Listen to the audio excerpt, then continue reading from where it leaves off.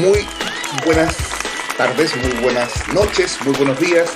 Soy Gustavo Burgos y estamos dando inicio a una nueva entrega del programa de conversación política de Valparaíso, Mate al Rey.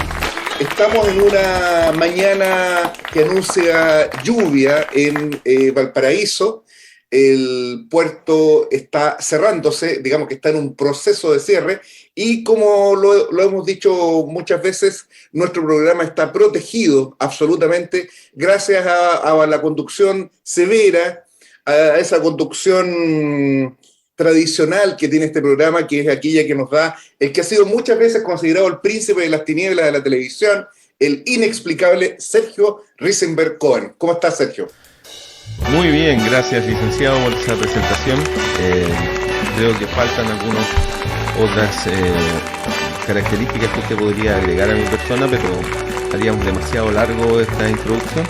Sí. Y yo le agradezco de todas formas su corto discurso acerca de mi persona y me encuentro totalmente preparado para enfrentar este capítulo de política internacional, por lo que entiendo. Exactamente, tenemos directamente desde la City de Londres al compañero Jorge Martín. ¿Cómo estás, Jorge? Bien, muy bien. Aquí en Londres, para que sirva de excepción, se anuncia un día bastante soleado y caluroso, contrariamente a los estereotipos. Y tengo que decir que no estoy exactamente en la City. La City no está muy lejos de aquí, como a 1 kilómetro, pero yo estoy en el este de Londres, un barrio de tradiciones proletarias, y desde mi ventana puedo ver el edificio de la antigua fábrica de Bryant and May, donde hubo una famosa huelga de las trabajadoras de las cerillas en 1888, que cambió el curso de movimiento sindical británico. Así que no es exactamente la City, pero está cerca. Se parece. Bueno, y en todo caso tiene aún mayor reverberancia histórica en la presencia de Jorge Martín, destacado en consecuencia frente a dicha fábrica o cerca de eso. No, justamente frente a la fábrica, que ya no es fábrica ahora, sino son apartamentos privados, ¿no? Pero sí, es el antiguo edificio de la fábrica que se conserva. Hay una pequeña placa que lo recuerda. Bueno, muy bien. El sentido de la presencia de Jorge en este programa tiene que ver con algo que ha sido reclamado por nuestra audiencia, de la misma forma como se aplaudió el análisis, iba a decir escatológico, pero el análisis de horóscopo que hicimos en el programa anterior, también se reclamó la ausencia de un análisis internacional. Y por eso es que estamos con Jorge acá. La semana que termina ha sido pletórica de hechos internacionales, y probablemente lo que más se ha sentido en el país es la inusual caída del peso, vale decir, la valorización del dólar, que rozó durante esta semana los 1.000 pesos, una caída que se acercó por lo mismo a un 20% de devaluación del dólar, y esto es un hecho que tensiona y proyecta al mismo tiempo la trascendencia del proceso constitucional que se está viviendo en Chile. Lo discutíamos con unos compañeros hace unos días.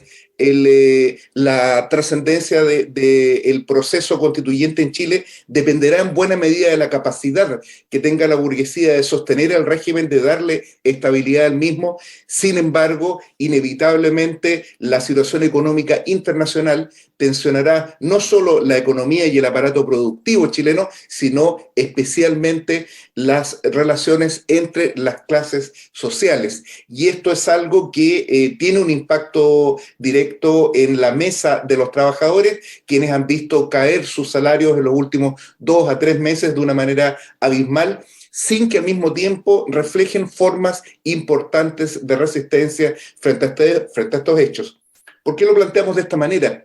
Porque esta situación que estamos viviendo hoy día tiene su relación directa con aquello que está ocurriendo en la escena internacional, y por eso es que el debate internacional no es un debate de eruditos ni de caballeros, sino que corresponde a una discusión básica que deben sostener las organizaciones de trabajadores. De tal suerte que de ahí la importancia y la trascendencia de tener a Jorge acá. ¿Cómo ves este escenario político internacional, Jorge?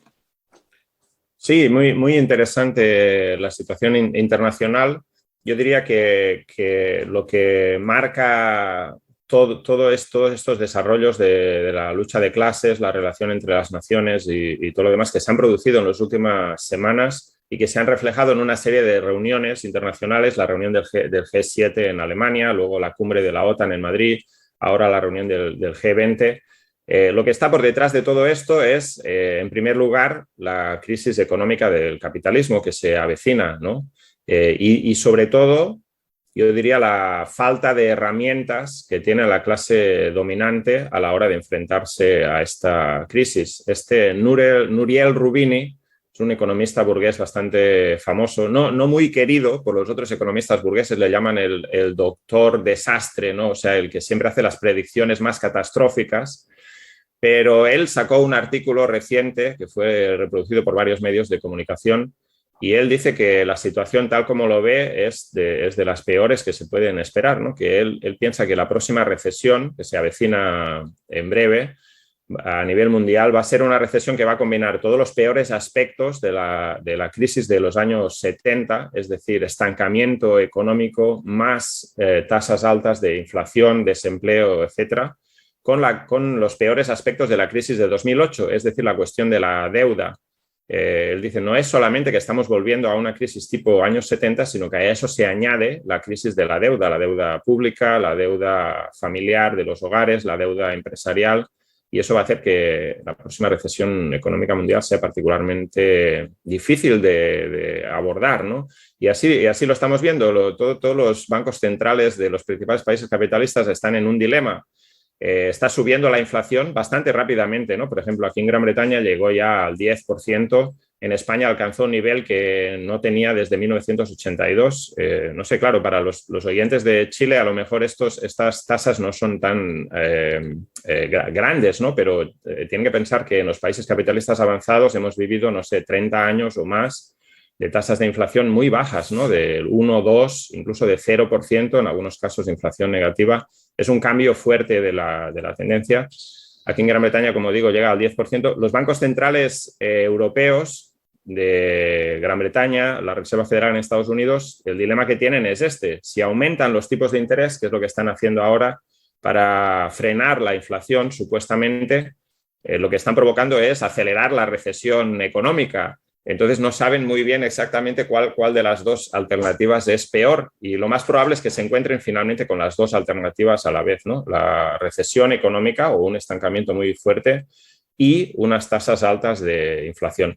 Esto además ellos dicen que esto tiene que ver con la guerra de Ucrania. Es la guerra de Ucrania la que ha aumentado los precios de la energía, de la comida y todo esto. Pero en realidad, si lo vemos, es un proceso que venía de antes, cuyas causas no son la guerra de Ucrania. Claro, la guerra de Ucrania acelera y profundiza toda una serie de desarrollos que ya venían de antes, ¿no? Pero en realidad esto es una crisis orgánica del capitalismo que tiene mucho que ver con la forma como se salió de la anterior recesión de 2008 y también de la pandemia. Los estados capitalistas más importantes inyectaron enormes cantidades de dinero en la economía que no tenía ningún respaldo en la producción y ese dinero, en la medida que no encuentra un campo de inversión productiva que dé beneficios por la propia crisis del capitalismo, ese dinero se va para todos los lados, ¿no? La especulación en criptomonedas, la especulación inmobiliaria, etcétera, etcétera, y eso crea unas tensiones inflacionistas muy grandes. Esa es la causa real. ¿Sabes, sí, claro, Jorge? Sí. ¿Sabes, Jorge? En Chile, los últimos 30 años, el porcentaje de inflación era bastante bajo también, ¿no? Ajá. No superaba los 3 puntos en ningún caso. Nosotros tenemos solamente lo que ha ocurrido estos años, una inflación de un 11 a 12%, que es una locura, ¿no? Pero uno de los elementos más interesantes es que una de las medidas que tomó hace 2 semanas el Banco Central fue para contener el alza del precio del dólar, que tiene un efecto directo en el precio de los insumos. Nuestro país produce industrialmente muy pocas cosas. Fue liquidar $5.000 millones un día viernes, que se los llevó la marea, no quedó absolutamente nada de eso. Entonces la capacidad que tiene el Estado frente a este tipo de situaciones deviene realmente en absolutamente inocuas, ineficientes para poder contener la crisis. Otro aspecto interesante de la inflación, que, como digo, en los países capitalistas avanzados es un fenómeno desconocido para mucha gente, es que si volvemos a los años 70, lo que provocó la inflación es una oleada de luchas sindicales reivindicativas, porque es obvio que si tú has firmado una contratación colectiva por el 1 o 2% y la inflación sube el 10%, si no haces nada, pierdes poder adquisitivo. No es que te mantengas igual, es que pierdes, ¿no? Como la huelga ferroviaria, por ejemplo. Claro, hemos visto, por ejemplo, la huelga ferroviaria que, por cierto, todo el mundo aquí, bueno, la prensa burguesa decía, es una huelga tan radical, estos son comunistas, quién sabe, que apoyan a Putin, también decían, ¿no? En realidad, esa huelga, la reivindicación que tiene es bastante moderada, ¿no? Porque están pidiendo un aumento salarial de 7,5% cuando la inflación es ya del 10%, ¿no? Pero hemos visto otras huelgas parecidas en el Estado español, por ejemplo, hubo la huelga de trabajadores del metal de Cádiz, que duró 3 semanas en septiembre del año pasado. Ahora hemos visto una huelga de, creo, 18 días de creo que 30.000 trabajadores del metal en la provincia de Cantabria, que ganaron al final huelga de trabajadores del metal en Coruña, en Álava, y cada huelga de estas que gana, obviamente anima a otros sectores de los trabajadores a salir. Aquí en Gran Bretaña, aparte de los trabajadores ferroviarios, ahora van a ir a la huelga los maquinistas ferroviarios, están haciendo referéndum de huelga los trabajadores del servicio postal, y hay otros sectores del sector público particularmente, que es donde el gobierno mantiene un tope salarial de 2-3%, que están saliendo a luchar por recuperar su poder adquisitivo. Y de hecho el Financial Times advertía hace una semana que esta espiral huelguística se puede convertir en una huelga general del sector público de facto, ¿no? Y todo esto está pasando en un momento en que la burguesía no tiene un gobierno firme que pueda lidiar con estos problemas. ¿Qué pasó con Boris? Sergio Risenberg tiene una pregunta. Sí, quería preguntarle a Jorge. Nosotros habíamos vivido y esto ocurre en muchas partes del mundo, la destrucción, digamos, de sindicatos, la baja organización de los trabajadores y también la debilidad, en algunos casos, la práctica desaparición de las centrales de trabajadores. ¿Qué ocurre en Europa en estos momentos? ¿Han disminuido los niveles de sindicalización? ¿Cómo es la organización de trabajadores? Aquí ha habido un proceso igual, ¿no? Un proceso prolongado de disminución de la tasa de afiliación sindical que se remonta, en el caso de Gran Bretaña, por ejemplo, a la derrota de la huelga minera del 84-85 y luego la huelga de los impresores el mismo año 85. Y eso fue un golpe muy duro a la organización sindical. Además, ha habido renovación de los sectores, etcétera, etcétera. Y ahora, o sea, antes de esta oleada actual, estábamos en el nivel más bajo quizás de huelgas y de afiliación sindical en 30 años o una cosa así, ¿no? O más, ¿no? 35 años. Pero ahora se está empezando una cierta recuperación.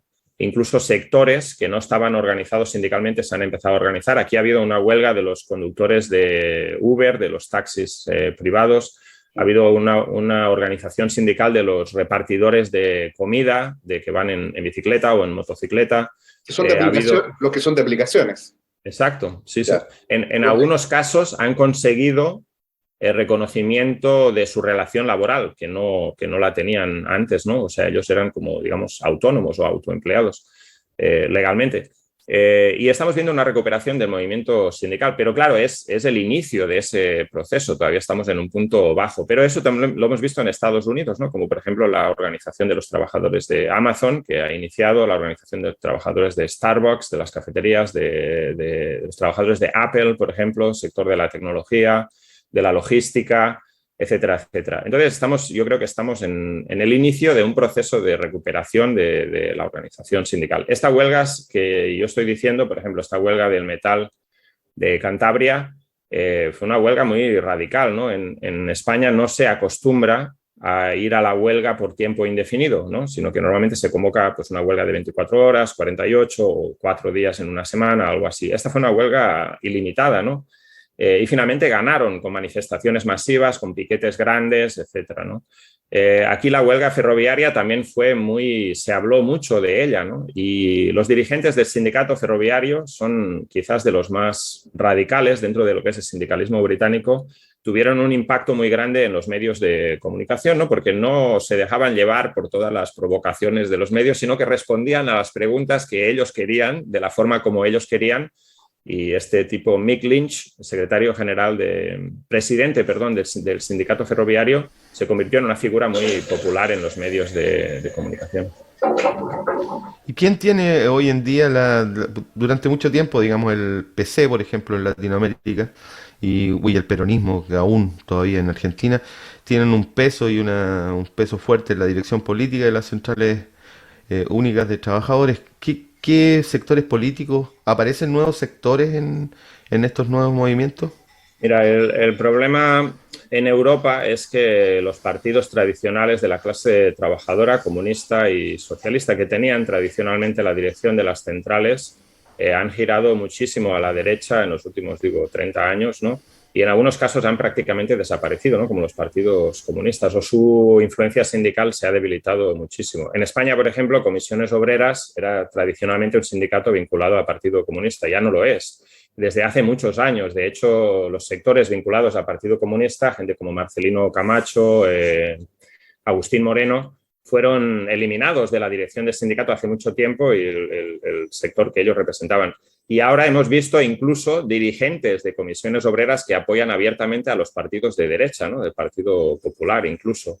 Entonces, así está la situación. Aquí en Gran Bretaña el Partido Comunista tuvo históricamente una cierta influencia sindical, pero eso fue más bien en los años 20, ¿no? Después, en los años 70, fue más bien, yo diría, que un sector de la izquierda del Partido Laborista que tenía influencia en los sindicatos más a la izquierda. Y ahora hay una situación de gran confusión, ¿no?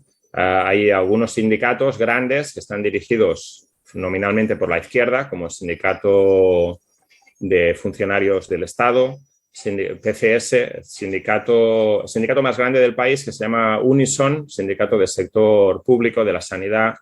Está dirigido por la izquierda, pero ahora ha habido un congreso en el que la derecha ha logrado eliminar al presidente, también por errores que cometió la izquierda. El presidente era de la izquierda. Y este sindicato ferroviario, que es un sindicato más pequeño, sí está un poco, digamos, bajo la influencia del Partido Comunista, ¿no? No que sus dirigentes sean militantes todos, pero algunos están bajo esa órbita. Lo más importante, yo diría, del sindicato ferroviario es que es un sindicato que tiene un carácter de clase muy fuerte, ¿no? Y de sindicalismo clasista. Es decir, ellos defienden los derechos de los trabajadores mediante la negociación y la organización y la lucha también cuando es necesario, y han ganado condiciones muy buenas para sus trabajadores, y es un sindicato combativo, ¿no? Bueno, en la tradición del movimiento obrero inglés, los ferroviarios además ocupan un lugar especial. Yo lo compararía al impacto que tuvo en Chile la huelga portuaria del 2018. Son a veces sectores que puede que productivamente no sean tan relevantes, pero políticamente son muy significativos. Nosotros podemos seguir todas las histéricas alocuciones de los medios tradicionales británicos sobre la huelga, y se avisoraba o se acusaba, se anatemizaba a los dirigentes de esta huelga de ser antipatriotas, prorrusos, ¿no? Un discurso bastante gorila. Y hablando de gorila, Jorge, ¿qué pasó con Boris Johnson? Parece que salió de la banca de los Tories. Sí, lo que pasó con Boris Johnson fue bastante curioso, ¿no? El motivo inmediato de su dimisión es un escándalo acerca de un diputado Charles Pincher, que al parecer es un diputado que tiene ya bastantes antecedentes por acoso sexual, conducta inadecuada, etcétera. Y la semana pasada, o bueno, ahora ya hace como 10 días o así, hubo un incidente en un club nocturno en el que él estaba totalmente borracho, y parece ser que, bueno, se comportó de forma indebida, ¿no? Manoseó a dos personas. Y entonces se formó un gran escándalo, pero el escándalo no fue exactamente eso, ¿no? Sino el hecho de que esta persona era el número 2 de la disciplina, el responsable número 2 de disciplina de la bancada parlamentaria, y había sido nombrado directamente por Boris Johnson, y Boris Johnson sabía que él tenía antecedentes de conducta impropia, ¿no? Entonces, Boris Johnson primero dijo que él no sabía nada, nunca le habían dicho, él no tenía, luego dijo que no se acordaba, pero finalmente salió un funcionario, eso es interesante porque no era un cargo político, sino un funcionario del Ministerio de Asuntos Exteriores que dijo que él tenía constancia de que a Boris Johnson se le había informado personalmente y en detalle de los antecedentes que tenía este tipo. Claro, eso te señala también otra cosa, ¿no? Que el ataque no vino totalmente dentro del Partido Conservador, sino vino del aparato del Estado, ¿no? Un sector claramente de la clase dominante quería deshacerse de Boris. Pero también hay un sector del Partido Conservador que quería deshacerse de Boris por sus propios motivos, ¿no? Porque Boris ya es un peso muerto electoralmente, ¿no? Hace un mes hubo 2 elecciones parciales parlamentarias que las perdió el Partido Conservador, una contra los liberaldemócratas, otra contra los laboristas, pero eso fue un golpe muy duro para las perspectivas electorales del partido, ¿no? Y esta gente, el ministro de Finanzas, Rishi Sunak, el ministro de Sanidad, Sajid Javid, y los otros 50 que dimitieron, están mirando por sus propios escaños, ¿no? Por sus propias poltronas electorales y su propio futuro, y piensan que Boris Johnson, que hasta ahora lo consideraban positivamente y le habían apoyado en todas sus mentiras y corrupción, etcétera, ahora ya no es un factor favorable para su futuro electoral y hay que deshacerse de él. Pero también, yo diría, hay un sector de la clase dominante que nunca estuvo muy a favor de Boris, ¿no? Que lo toleraron en 2019 porque impidió que Corbyn llegara al poder y le apoyaron por ese motivo, pero que Boris ha sido un desastre para la clase dominante, ¿no? O para sectores importantes de la clase dominante. La forma como manejó la salida de la Unión Europea, que dañó a los intereses capitalistas británicos, la forma como está ahora de forma totalmente irresponsable manejando el protocolo de Irlanda del Norte, yendo a un nuevo conflicto con Europa que va a afectar negativamente los grandes negocios. La posibilidad de un nuevo referéndum de independencia en Escocia, otra crisis constitucional, y finalmente toda esta situación, ¿no? De crisis económica, de aumento de las huelgas. En un editorial del Financial Times decían, bueno, lo que necesitamos es un gobierno firme que pueda manejar todos estos problemas y Boris Johnson no es el mejor tipo para hacer esto, ¿no? Incluso yo diría que algunos sectores de la clase dominante pueden estar calculando que sería mejor que Keir Starmer, el dirigente de la oposición laborista, llegara al poder, para que él podría manejar todo esto mejor. Porque la mayoría de los candidatos a la sucesión de Boris Johnson como dirigente del Partido Conservador son peores que él. Son más locos, ¿no? Gente como Liz Truss, Ben Wallace y otros que están más a la derecha que Boris Johnson. Boris Johnson realmente no es que esté a la derecha del partido, no, sino que él lo único que le interesa es mantenerse él en el poder, ¿no? Entonces hace una política que complace a estos locos del Partido Conservador de su derecha, pero los otros son realmente convencidos, ¿no? de esa política loca.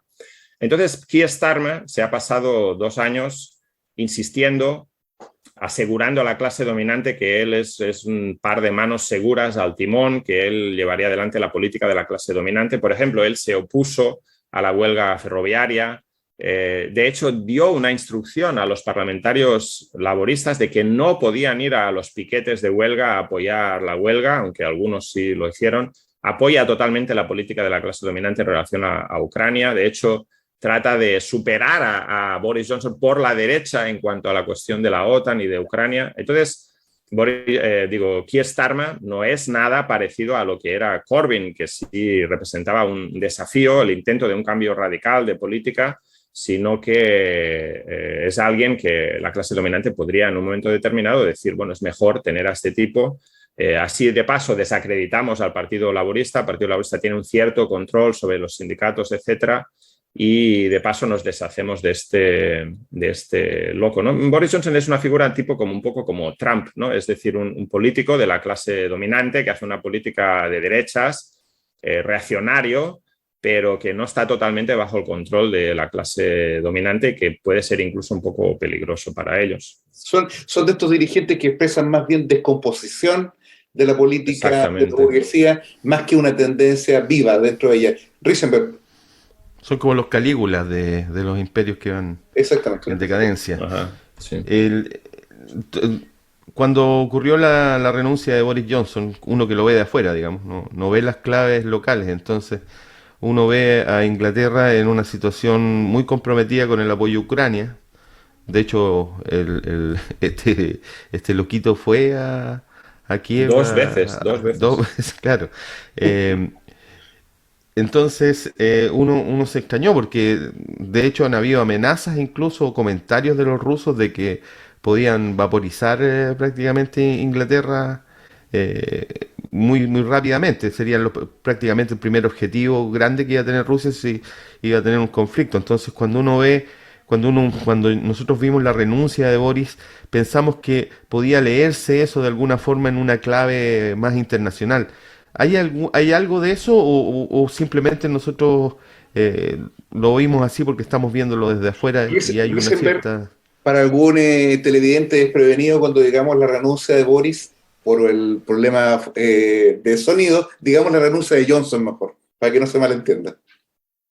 Sí, no, yo creo que es más bien al revés, ¿no? O sea, la política de Boris Johnson en relación a Ucrania no tiene que ver con los intereses tanto de la clase dominante británica, sino tiene que ver con sus propios intereses de mantenerse en el poder, porque él empezó todo esto de Ucrania, de plantearse como una figura prominente en ese conflicto, justamente cuando en Gran Bretaña se estaba discutiendo lo llamado Partygate, ¿no? El escándalo de las fiestas que se produjeron en la residencia del primer ministro durante el confinamiento radical del COVID, ¿no? Rompiendo las reglas y todo. Entonces él utilizó eso claramente como una forma de distraer la atención de sus asuntos internos y luego se vio envuelto en una cosa allí, ¿no? Por ejemplo, la segunda visita de Boris Johnson a Zelensky en Kiev fue justo después, 2 días después de la visita de Draghi, Scholz y Macron, los dirigentes de Francia, Alemania e Italia, ¿no? Y claramente hay una división ahí muy fuerte, ¿no? Dentro de Europa y entre Europa y Estados Unidos. Estos dirigentes europeos, ¿no? O sea, del continente, ellos tienen intereses diferentes de Estados Unidos, porque Europa depende totalmente del gas ruso y el petróleo ruso para sus intereses, para su suministro energético. Entonces ellos están en contra de las sanciones, ven que esta guerra se está alargando mucho y que está empezando a tener efectos muy negativos, potencialmente muy negativos para estos países, particularmente Alemania. Alemania se enfrenta a un invierno sin calefacción, sin suministro de energía, etcétera, ¿no? Una crisis muy fuerte que puede tener un impacto en la economía muy fuerte. Entonces ellos quieren un acuerdo y ellos fueron a Kiev a convencer a Zelensky de que en algún momento hay que llegar a un acuerdo y levantar las sanciones. Y Boris Johnson está por la línea contraria, ¿no? Él se ha aliado con Polonia, los países bálticos, que son los sectores más extremos de esta guerra. Yo creo que ni siquiera Estados Unidos está totalmente por esa línea ahora mismo, ¿no? Pero Boris Johnson es el defensor a ultranza de la guerra, hay que derrotar a Rusia, cosa que no es realmente posible en el campo de batalla. Y él fue allí en un día que se suponía que tenía que dar un discurso de estas 2 elecciones parlamentarias que perdieron, que estaba mencionando, ¿no? Era justo 2 días antes de las elecciones. Él se fue por sorpresa a Kiev a hablar con Zelensky para decirle que todo el mundo especula que lo que fue allí para decirle que no hiciera caso a los otros 3, Draghi, Scholz y Macron, sino que continuara con la guerra, que Occidente le iba a apoyar hasta el final, todo lo que hiciera falta, etcétera, etcétera, ¿no? Pero realmente el papel que Boris ha jugado en Ucrania es más bien funcional a sus problemas internos, ¿no? De hecho, allí en Ucrania hasta incluso le han dedicado algunas calles, en Odessa, no sé dónde, calle Boris Johnson, así, ¿no? Y ahora cayó el tipo, ¿no? Cayó además por un escándalo, aparentemente por un escándalo de ética y de mentiras y todo, ¿no? Pero también hay que decir que todos estos diputados conservadores que ahora se han girado contra él, le apoyaron cuando el escándalo de las fiestas del COVID, le apoyaron cuando el escándalo de la adjudicación corrupta de los contratos sanitarios de material de protección contra el COVID, le apoyaron, por ejemplo, ahora que han planteado otra medida escandalosa de la deportación de refugiados a Ruanda, le apoyaron en todas las políticas. O sea, no es que ellos sean más éticos que Boris Johnson estén preocupados, lo que están preocupados es por su futuro electoral, ¿no? ¿Significa que no deberíamos esperar un cambio de política desde Inglaterra con respecto al conflicto con Ucrania? Yo diría que no, porque fíjate que, por ejemplo, dos de los candidatos a la dirigencia del Partido Conservador, que son Liz Truss, la actual ministra de Asuntos Exteriores, y el ministro de Defensa, Ben Wallace, han estado durante estos 6 últimos meses peleándose con Boris para ver quién era más radical en relación a Ucrania, ¿no? Y eso ha sido algo que ha impulsado también la política de Boris Johnson de tratar de que no le superaran por la derecha en ese aspecto, ¿no? Hay otros candidatos que no está muy claro cuál va a ser su política. Por ejemplo, Rishi Sunak, que representa otro sector diferente del partido, el antiguo ministro de Finanzas, no sé exactamente qué interés iba a tener en Ucrania, ¿no? Y si finalmente hay una elección general, que también es una posibilidad, y gana Keir Starmer, la política de Starmer respecto a Ucrania es exactamente la misma que la de Boris Johnson, ¿no? La política de la OTAN no hay ni una diferencia. De hecho, cuando empezó esta crisis en Ucrania, la invasión rusa de Ucrania, Starmer dio una instrucción prácticamente que decía que nadie en el Partido Laborista podía criticar a la OTAN. Cualquier diputado que criticara a la OTAN en estas circunstancias sería expulsado de la bancada parlamentaria, ¿no? Y lamentablemente los diputados de la izquierda aceptaron esa limitación, ¿no? Incluso retiraron su firma de una declaración sobre la guerra que criticaba a la OTAN. O sea, no hay una diferencia. Y en ese sentido, Jorge, ¿cuál es el impacto que se puede observar, no tanto en Inglaterra, pero en Inglaterra también, pero en general en Europa, de la reciente reunión plenaria de la OTAN, ¿no? Que aparentemente terminó de manera bastante sólida, de manera bastante importante, digamos, bastante cohesionada? ¿Cuál es el impacto que se observa en la situación política en el viejo continente? Sí, esa es la imagen que quieren dar, ¿no? Una imagen de unidad, de fortaleza. Además, bueno, ahora van a incorporar a Suecia y a Finlandia, la OTAN fortalecida ante la amenaza de Rusia y todo esto. Pero esto es un poco de fachada, ¿no? Porque por detrás de esto hay todo tipo de divisiones, ¿no? Saliendo de la cumbre, por ejemplo, Polonia decía: estamos muy contentos porque va a aumentar la presencia militar y estamos unidos contra Rusia, es una amenaza inminente para toda Europa, mientras que Draghi llegaba a Italia un día antes, saliéndose de la cumbre para lidiar con una crisis interna, y decía: no creo que la amenaza rusa sea algo inminente, más bien hay que hablar con ellos, así, ¿no? Esa es realmente la división real.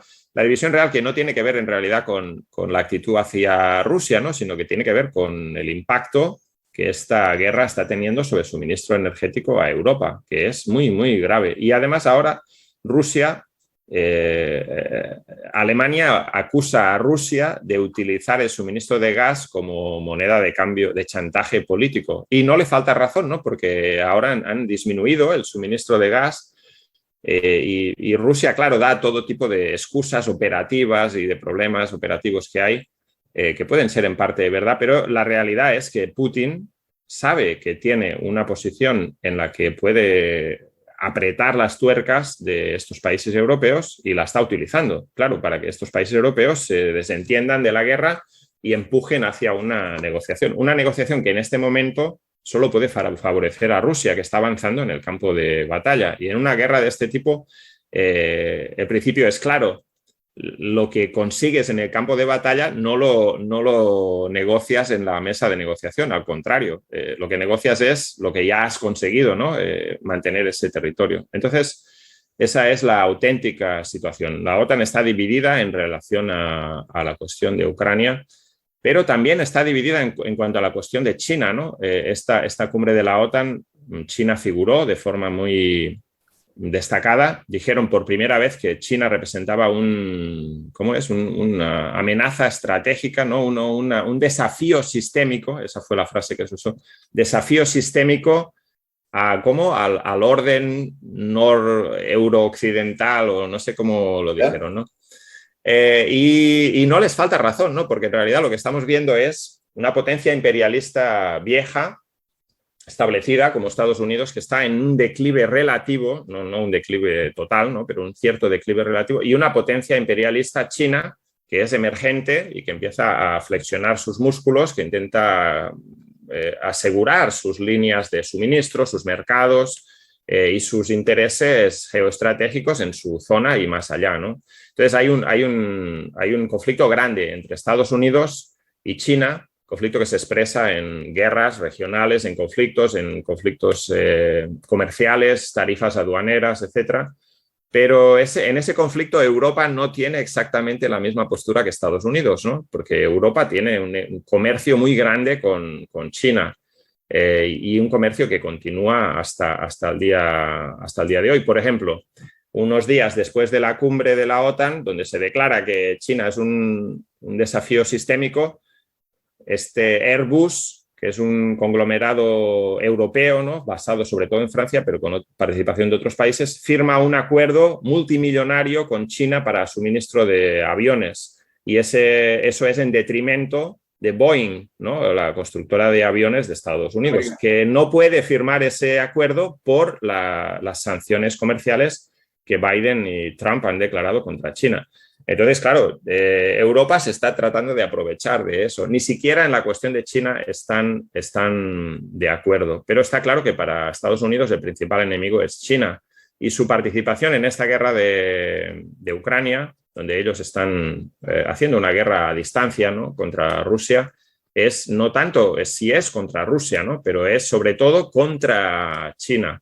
Y de momento llevan las de perder, ¿no? Porque, por ejemplo, Rusia, como resultado de las sanciones, está ingresando más dinero por la exportación de gas y petróleo, porque los precios han subido muchísimo y ellos han girado parte de sus exportaciones hacia la India, China, y finalmente Europa está comprando ahora gas y petróleo de la India, que en realidad es petróleo ruso que los indios compran y luego lo revenden a precios más altos a Europa. Estas sanciones realmente están teniendo un efecto contrario, sobre todo en Europa, no tanto en Estados Unidos, pero por eso Europa está empujando para distanciarse de la postura de Estados Unidos y tratar de llegar a un acuerdo.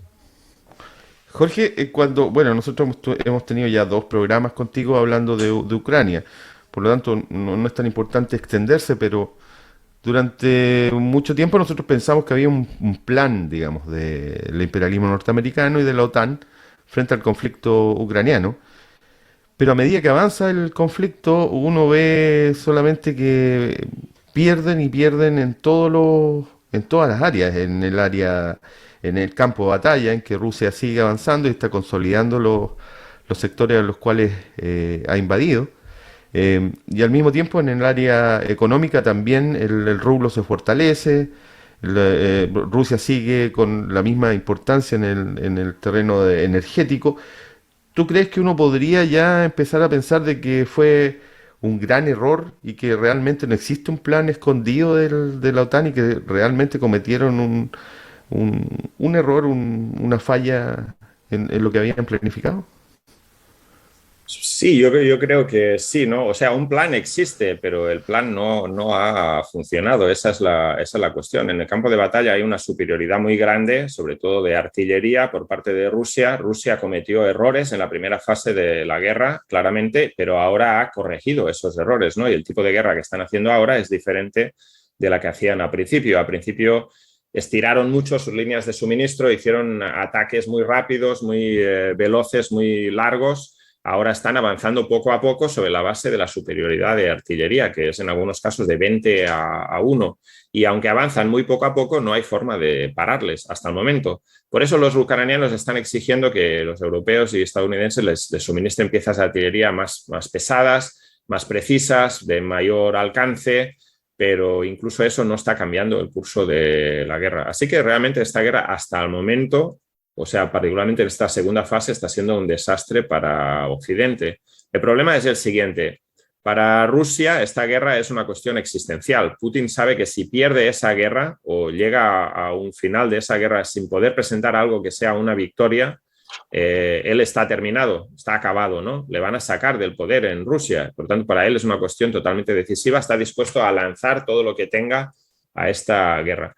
Para Estados Unidos es en cierta medida lo mismo. Si Estados Unidos pierde en esta guerra, sería también un golpe muy duro para su prestigio como potencia imperialista mundial. Pero Estados Unidos no tiene soldados allí, no tiene intereses decisivos. Como digo, su principal enemigo es China, no necesariamente Rusia. Y en algún momento ellos van a tener que poner en la balanza estas dos cosas. Por un lado, la derrota de Rusia, una victoria en Ucrania, y por el otro lado, la recesión económica mundial, un aumento de los precios de la energía y el impacto que eso tiene sobre la opinión pública, ¿no? Porque, por ejemplo, ahora mismo Biden está en su nivel de desaprobación más alto de toda su presidencia. El número de gente en Estados Unidos que piensa que el país va mal es de 74%. Y eso puede tener un impacto, ¿no? En Europa, por ejemplo, estamos avanzando hacia una oleada huelguística por la cuestión del coste de la vida, de la inflación, etcétera, etcétera. Entonces, todo eso pesa, ¿no? Y ellos tienen que decidir, bueno, es más importante ganar a Rusia en esta guerra, que es una guerra local, ¿no? O desestabilizar todo el sistema económico mundial con el impacto que eso tiene en la política y en la lucha de clases. Y hay voces ya muy serias en Estados Unidos que están presionando por ejemplo, había un artículo el otro día en el Washington Post que decía: los asesores de Biden están discutiendo la necesidad de convencer a Zelensky de disminuir sus expectativas de lo que es una victoria en esta guerra. O sea, que le están tratando de convencer de que va a tener que soltar territorio, de que va a tener que aceptar que Ucrania ha perdido territorio y llegar a un acuerdo, ¿no? Y además del coste económico de la propia guerra, ¿no? Porque son miles de millones de dólares que han invertido, una cantidad de armamento que está disminuyendo los propios arsenales occidentales de este tipo de armas y municiones. Entonces está llegando a un punto en que ellos están calculando si no es mejor salirse de esta guerra y limitar las pérdidas que continuar y aumentar el impacto que tiene sobre la economía mundial. Jorge, en los círculos culturales que ustedes se mueven con el licenciado, esta gente le gusta tomar, digamos, los libros, entonces dicen, bueno, esto es una guerra interimperialista, por lo tanto nosotros no debemos meternos. Pero hay otros que le responden, no señor, esto es una guerra entre una nación que lucha por su autodeterminación en contra de un imperialismo, por lo tanto nosotros deberíamos apoyar este otro lado. Y digamos, y discuten en respecto a cuál la receta entonces da diferentes productos y diferentes políticas. ¿Qué opina usted acerca de que la guerra ucraniana-rusa sería una guerra de la autodeterminación nacional ucraniana en contra de la invasión de un imperialismo como el ruso? ¿Cree usted Sí. que Ucrania tiene algún nivel de autodeterminación? Claro, esa es la pregunta clave, ¿no? Si es cierto que hay varios niveles de esta guerra, ¿no? Es decir, en primer lugar es un enfrentamiento entre Rusia y Occidente, que es un enfrentamiento entre dos potencias imperialistas. También se olvidó de decir que hay algunos que piensan que Rusia es un país dominado, asediado por el imperialismo occidental y que por lo tanto hay que apoyar a Rusia en esta guerra, ¿no? Que también es otra postura. Yo estoy en contra de eso, ¿no? El motivo de la guerra por parte de Rusia sí es responder a la amenaza constante del imperialismo, pero los objetivos de Rusia en esta guerra son también imperialistas, ¿no? Rusia quiere controlar su territorio más cercano para mantener sus zonas de influencia, sus mercados, el mercado europeo del gas, etcétera, ¿no? Y en cuanto a la autodeterminación de Ucrania, es cierto que Ucrania ha sido históricamente dominada por el imperialismo ruso antes de la Revolución Rusa y posteriormente también, ¿no? Es un país que está dividido entre dos influencias, la influencia del imperialismo occidental, europeo, estadounidense, y la influencia del imperialismo ruso desde los años 90, ¿no? Y ha habido varios gobiernos que han respondido a los dos diferentes intereses. Pero cualquiera que diga que esta es una guerra de autodeterminación, de independencia nacional de Ucrania contra Rusia, es que no ha mirado los hechos en la realidad, ¿no? El gobierno ucraniano es un gobierno que está totalmente sometido al imperialismo occidental. Su presupuesto nacional está financiado por Occidente y además es un gobierno que ni siquiera responde al interés nacional de Ucrania, ¿no? Porque Ucrania es un país que se compone de diferentes identidades nacionales, ¿no? Están los rusófonos, la población que habla ruso, está la población en el occidente del país, que es la población más nacionalista ucraniana, más ucraniano parlante.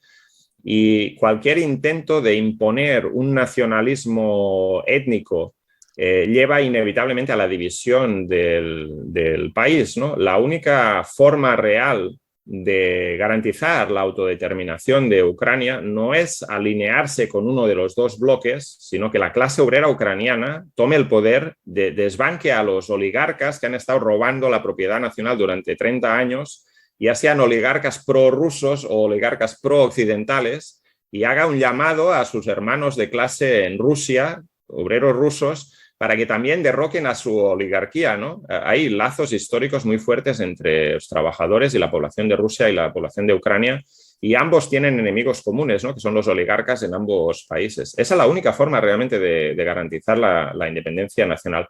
Por ahora lo que tenemos es los intereses nacionales de Ucrania siendo utilizados como moneda de cambio por las grandes potencias, ¿no? De hecho, volviendo a esta cuestión de la cumbre de la OTAN, hemos visto, ¿no?, como los intereses nacionales de los kurdos en Siria y en Turquía los han vendido como moneda de cambio a Erdogan para cumplir todas las condiciones que él exigía para permitir la entrada de Suecia y Finlandia en la OTAN. Eso te da una idea de cómo la OTAN está de interesada en los derechos nacionales de las pequeñas naciones. Aunque claro, ni los kurdos son una nación tan pequeña, ¿no?, pero es una nación oprimida, ni los ucranianos es un país tan pequeño tampoco, ¿no? Pero eso es simplemente una fachada de las grandes potencias, igual que tú decías de libros, ¿no? Pues cuando tú te lees los libros de Lenin sobre la Primera Guerra Mundial, también esa guerra estaba mediatizada por los derechos de las pequeñas potencias, ¿no? Serbia,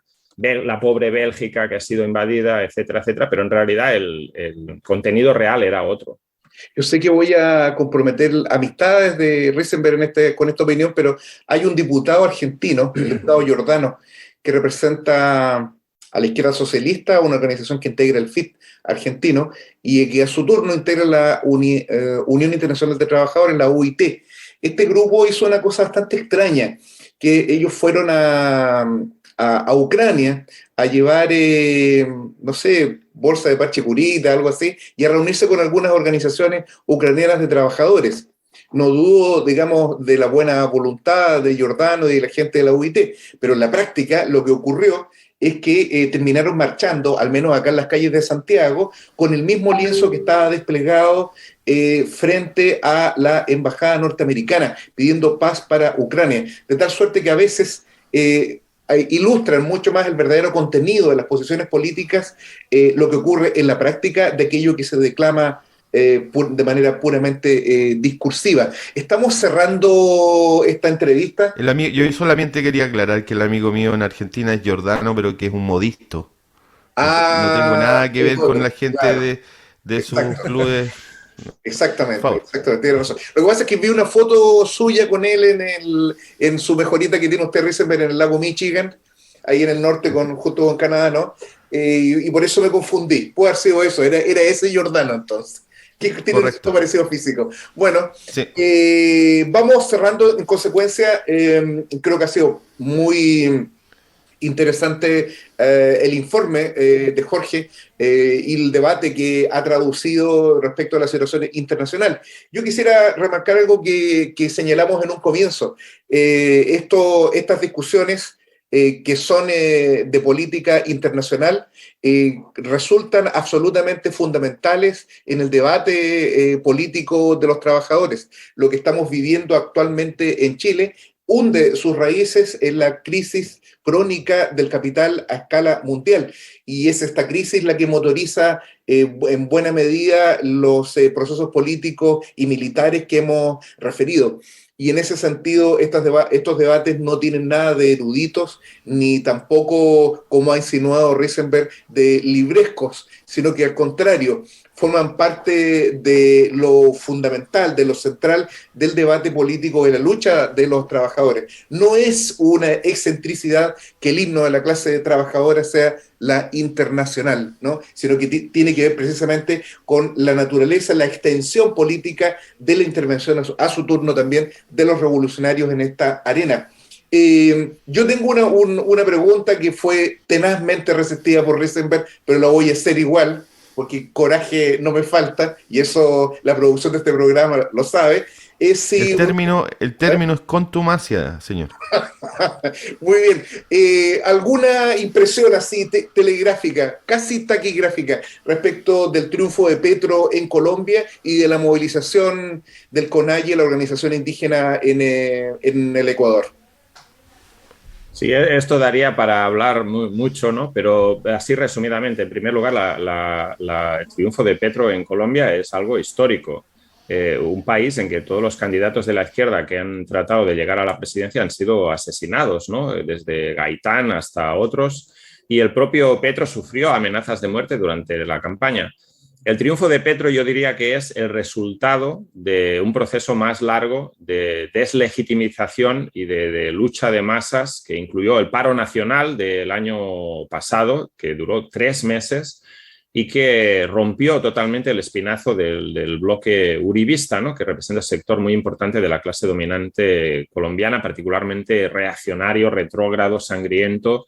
Y por lo tanto es una victoria, ¿no? que haya sido una derrota del uribismo que ha movilizado a millones de personas. Ahora bien, el proyecto político de Petro es utópico en el peor sentido de la palabra, no de algo que se quiera alcanzar, sino de algo que es imposible alcanzar. Él lo dijo en su discurso de la victoria, que lo que hay que hacer es desarrollar el capitalismo en Colombia, porque en Colombia lo que existe son resabios, quién sabe, feudales, esclavistas, etcétera, ¿no?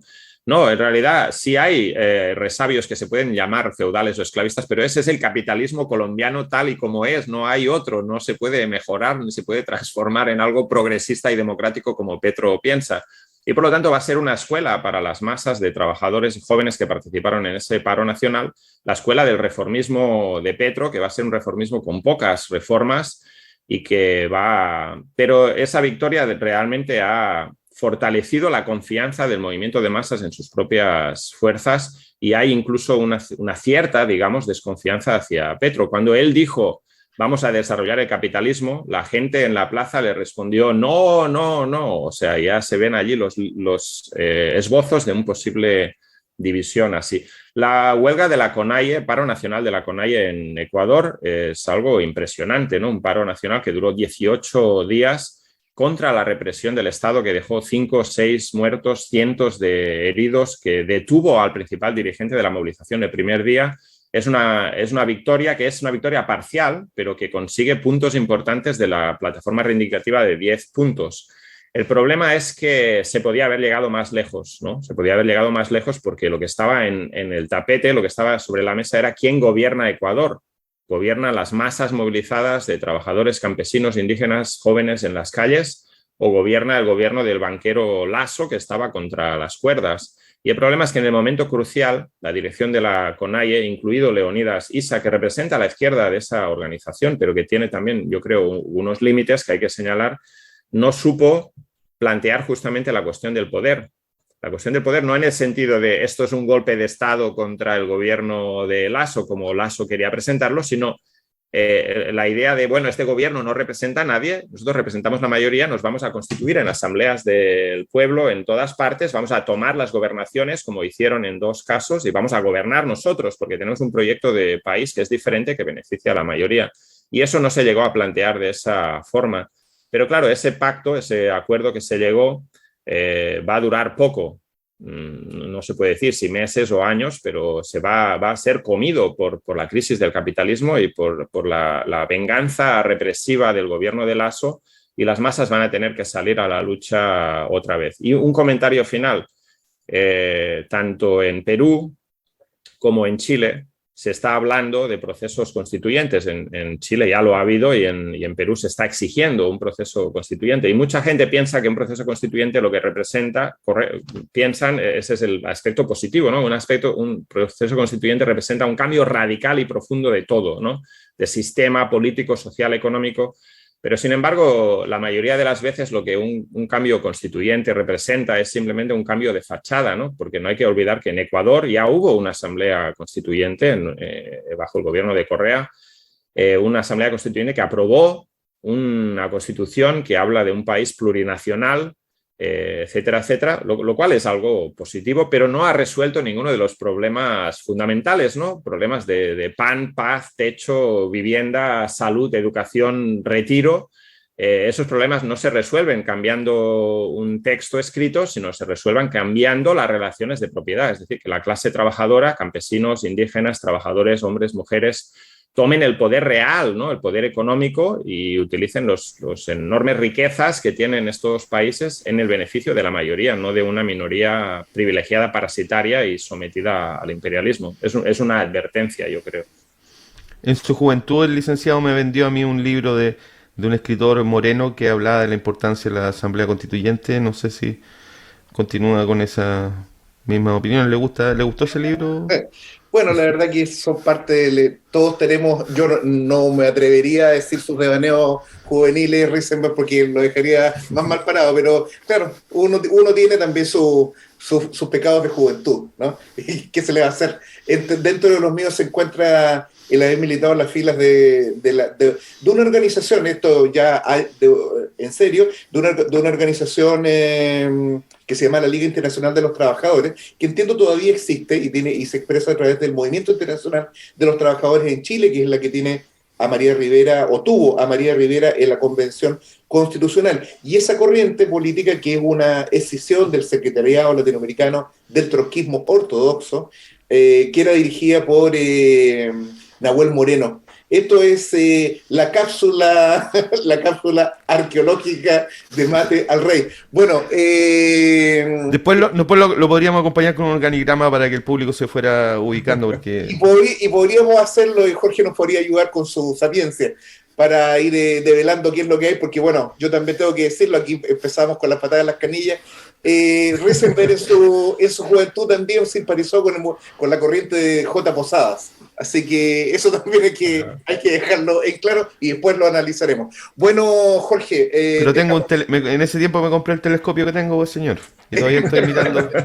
Exactamente. Bueno, Jorge, ¿algún saludo, alguna cosa que se te quede como en el aire, alguna invitación que quieras realizar? No, solamente que decir que, bueno, estas cosas que hemos discutido ahora medio en broma tienen un interés, yo creo, meramente arqueológico, ¿no? Como tú dijiste, si los oyentes están interesados en realmente conocer las ideas del trotskismo, lo que tienen que hacer es leer a Trotsky, ¿no? Las fuentes originales, porque muchas cosas que se hacen en su nombre no tienen nada que ver ni con el trotskismo, ni con la revolución, ni nada de eso, ¿no? Y invitar a los oyentes, a los televidentes de este programa, a la Universidad Marxista Internacional que estamos organizando para los días, si no recuerdo mal, 25 a 28 o 24 a 28 de este mes de julio. Universidad Marxista Internacional es un evento en línea de 4 días con 18 sesiones diferentes sobre diferentes temas de la teoría marxista, porque es importante tener teoría para intervenir, y también de la situación política mundial. Y bueno, pues aprovechando estos métodos nuevos que se han desarrollado durante la pandemia, podemos hacer este evento en línea. Todos están cordialmente invitados, lo pueden buscar, Universidad Marxista Internacional, en la página web lo van a encontrar. ¿Ahí uno se puede inscribir? Sí, ahí uno se puede inscribir. La inscripción es gratuita, pedimos una colaboración si es posible, pero no vamos a dejar a nadie fuera por falta de fondos. Y como digo, es un evento en línea que la gente puede seguir. Y bueno, pues agradecer otra vez la posibilidad de participar en este programa, que aparte de análisis, pues también tiene como debe ser, un tono de humor, aparte de las cuestiones serias, pues también tenemos derecho a un poco de alivio cómico. Sí, exactamente. Sí, bueno, dejaremos en la caja de este programa el enlace a la Universidad Marxista Internacional a la que ha invitado Jorge, donde nuestros televidentes se podrán también matricular y de esta manera participar de una manera más sistémica y más profunda en los debates que hemos insinuado en esta entrevista. No puedo terminar, sé que Sergio Risenberg este tipo de cosas le parecen un poco pequeñas, pero yo soy un obrero de las comunicaciones y tengo que invitar a nuestros televidentes a suscribirse a este canal, a ponerle me gusta a este video, a hacer comentarios. En general, los comentarios de nuestros programas son comentarios muy elogiosos, muy combativos, y contribuyen de esta forma a poner de relieve los contenidos y que estos se vayan expandiendo de la mayor manera posible, en momentos en que la discusión política en nuestro país se hace urgente y en momentos en los cuales esta discusión debe servir de base para recuperar las calles y salir a la lucha para enfrentar esta feroz ofensiva que ha orquestado el capital en contra de los trabajadores de nuestro país y que tiene como guaripola, al decir de Risenberg, a un amigo también de Sergio Risenberg, que es el presidente de la República, Gabriel Boric Font. Lo presento con los dos apellidos porque Sergio, desde el Barrio Alto, circula en un medio donde la gente suele presentarse con dos apellidos. Así que, Sergio, ¿algo que decir? Muy corto, agradecer primero a Jorge Martín, que siempre es un gusto escucharlo en estos programas, y hacerle un llamado al público que escuchó esto, que Jorge Martín pasó pero muy rapidito por el asunto de Turquía y la OTAN, porque este ha sido un programa que no podíamos hacerlo durar más, que hay un hecho ahí importantísimo que sería la violación de la condición de refugiado político, porque hay militantes del partido del Kurdistán, de los trabajadores del Kurdistán, que están como refugiados políticos en Suecia, y que parte del acuerdo de Turquía para dejar entrar a Suecia y a Finlandia es que les entreguen y les extraditen a esos presentado una lista de 73 con nombres y apellidos que quiere extraditar. Gravísimo. Así que tengamos ojo en eso, que a ver cómo se va a desenvolver y desarrollar la noticia en lo que viene.